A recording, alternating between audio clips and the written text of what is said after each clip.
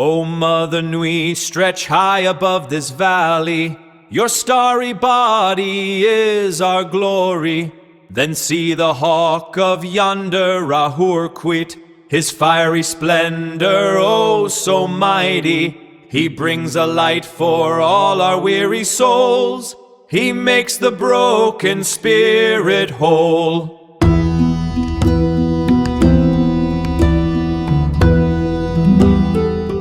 What if the greatest spiritual secret in human history wasn't actually hidden in some ancient temple, but, buried deep inside your own spinal cord? Oh, that is quite the hook. Well, welcome to the Deep Dive. Today we're exploring this really esoteric text that merges human anatomy, astrology, and biblical scripture into what it calls an integrative wellness protocol. Yeah, it's a very unique perspective. It really is. And I should just say right up front, we are definitely not endorsing the worldview or the, fringe scientific claims here. Okay. We're simply unpacking the source material impartially so you can see how it attempts to completely rewrite human biology. So, okay, let's unpack this. The core premise is that your body isn't just a biological machine. It's actually this sophisticated antenna. Right, an antenna for spiritual transfiguration. Yeah. And it's driven by this psychophysical fluid the text refers to as the Christ oil or the Sacred Secretion.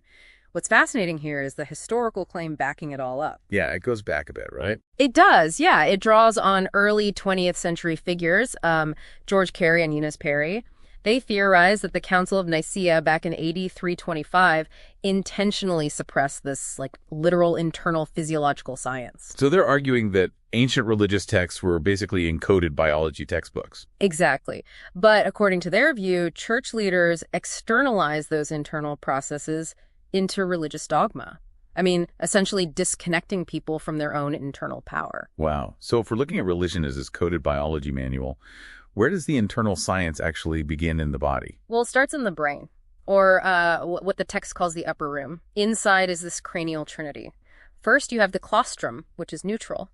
The text playfully calls it the Santa claustrum because it drops a biological gift down your spine. Okay, Santa dropping gifts down the chimney. I get it. What's next? Then there's the pineal gland, which is personified as Joseph. This is the electrical masculine side, and it secretes a fluid called honey. It's described as piezoelectric, meaning it literally generates an electric charge under physical pressure. Oh, wow. Yeah. And finally, the pituitary gland is Mary, the magnetic side secreting milk. Milk and honey, right. Let's try to visualize how this system moves. I like to think of the spine like a cosmic highway, or maybe a thermometer, where this fluid is the mercury. Oh, that's a great way to look at it. Yeah, and once a month, when the moon enters the exact zodiac sign you were born under, this fluid is released. It descends your 33 spinal vertebrae, which they map to the River Jordan down to the bulb of the thermometer. That's your sacrum, or Bethlehem. And it just waits there for 3 days. Right, and during those 3 days, if you don't expose that seed to stress or, highly acidic foods, the pressure builds up. It actually begins to ascend the spine. It goes back up. It does. And as it rises, it crosses the vagus nerve, which the text calls the crucifixion. The friction from crossing this nervous system supposedly heats the oil, transmuting it from a liquid into a gas. Wait, really? A gas? Yeah, and this transformation allegedly spikes the body's vibration to exactly 144,000 hertz. Okay, wait, let's pause. 144,000 hertz. Where does that specific number even come from? So the text calculates it by adding the 144 combined petals of your lower chakras and then multiplying that by the crown chakra's 1,000 petals. Huh. Yeah, it claims this specific frequency matches the speed of light.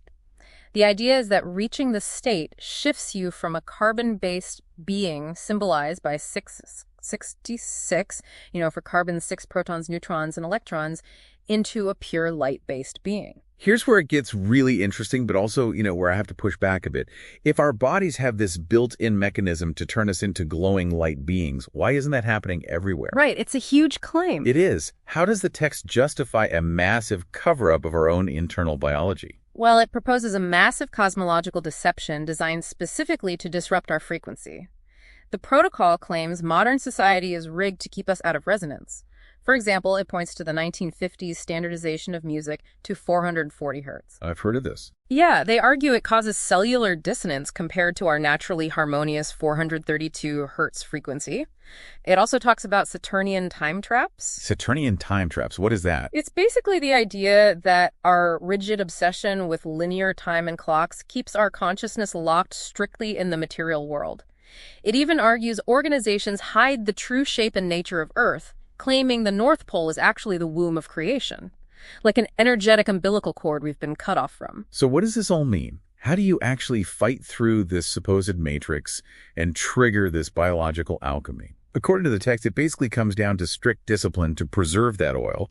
You're supposed to eat a highly alkaline electric diet, things like sea moss and seeded fruits, and eating only during sunlight. Right, because acidity literally burns out the fluid before it can rise. Exactly. And fundamentally, you have to preserve the physical seed itself through, like, semen retention or white tantric sex, where sexual energy is drawn up the spine through pressure instead of being physically expelled. Because the end game here isn't just physical health. It's about achieving total cellular regeneration and awakening your etheric double. The etheric double. Yeah, which the text describes as a higher energy, glowing blueprint of your physical body that allows you to access higher planes of existence. It's just a massive leap from the high school biology textbook we all grew up with. I mean, it essentially turns your body into an alchemical laboratory. It really does. Which leaves us with a wild thought for you to mull over. If our perception of reality is truly dictated by these subtle internal biochemical frequencies, could changing your internal resonance literally rewrite the physical universe you experience on the outside?